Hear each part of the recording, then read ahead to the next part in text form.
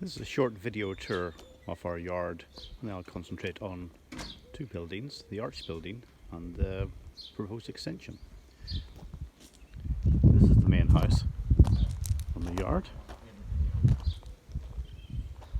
which we think was built in about 1780. It's been repointed in lime mortar. It's a little boiler house. That's the lane that goes up the backyard and the woodshed, and there's also a cabin. There's our workshop. There's a tin roof which we'll reslate, and that's a sort of self-contained granny flat which we will redevelop and process. Perfectly functional, but just needs rewired and a bit of tender loving care. Okay. So this is the so-called arch building that we will be wanting to convert into a studio. It contains various little compartments and buildings. At the moment this is just a little shed which we have a bit of a dump, coal, etc. And we propose to make this into a sort of boiler house to supply heating, hot water, etc. to the outside buildings in this area. And this is the so-called arch building. It has 3 arches. We're currently propping up the wall, and almost there, I think. It's almost vertical. It'll need to be underpinned. As you can see, it has no roof on it at the moment. Actually contains 2 areas with party wall. This is one of them. We propose to take this party wall out to make it a slightly larger building. We go in here. The rear wall is not in great condition. We've taken some of it down. Very easy, it had to be said, in order to pull the front arched wall up. Particularly important that we want to retain the front wall, because that's a heritage arches, which is very in keeping with the look of Vodlaknir and Kilkenny. And this area will be our main space, I suppose. As you can see, this wall isn't too bad a condition, but the top of it certainly could benefit from being rebuilt, probably. Let's go out and into the next shed. We removed about 600 or so slates from there recently, so it's open. There's no direct access to the arched compartment next door, so we would want to put a through double door here.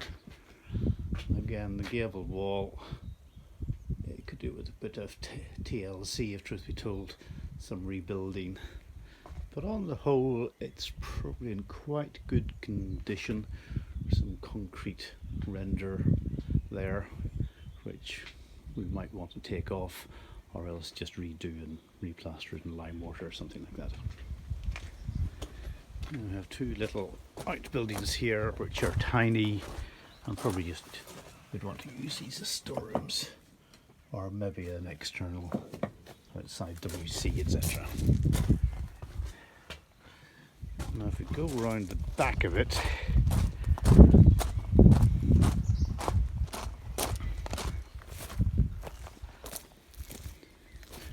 this is the boundary. So you can see here, that's the back of the 2 little sheds, and the back of, we used to have a wood kiln in there for pottery. It has a double door. Again, up the gable, probably all needs to be repointed, but reasonably structurally sound, we think, apart from the very top of it. There's a little lean-to here, which is only accessed from the outside. It's a pretty ruinous state, it has to be said, but we'll see if we can resurrect it. And I'll just go up a level if this sun isn't too bright. See if there's no roof on it whatsoever. This is the rear. I'll get away from the sun a little bit. The arch building. You can see we're actually quite far up because we have soil filled in more than half the height of the wall. Now, of course, we would need to re-roof this, and ideally we'd like some nice handmade oak trusses to keep the roof up.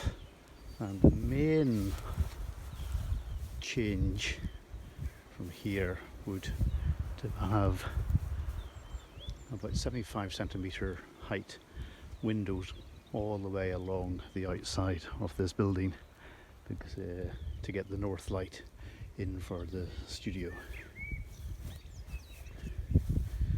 It's a Wrigley tin roof for the proposed boiler house.